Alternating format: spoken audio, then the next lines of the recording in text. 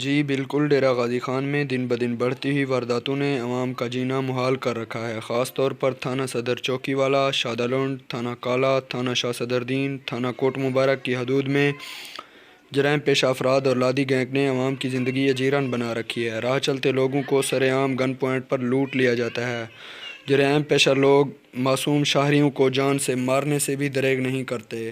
نئے آنے والے دبنگ اے ایس پی تھانہ صدر ڈاکٹر حفیظ الرحمان بگٹی سے عوام کو کافی امیدیں وابستہ ہیں۔ ڈیرہ غازی خان کی عوام نے وزیر اعلیٰ پنجاب سردار عثمان احمد خان بزدار اور آئی جی پنجاب سے اپیل کی ہے کہ لادی گینگ اور ان جرائم پیشہ لوگوں کے خلاف مؤثر آپریشن کیا جائے۔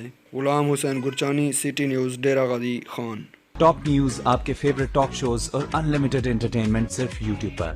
اگر آپ نے ابھی تک ہمارا چینل سبسکرائب نہیں کیا تو ابھی سبسکرائب کریں اور بیل آئیکن کو کلک کر کے ہماری لیٹسٹ ویڈیوز کے بارے میں اپڈیٹ جانیں۔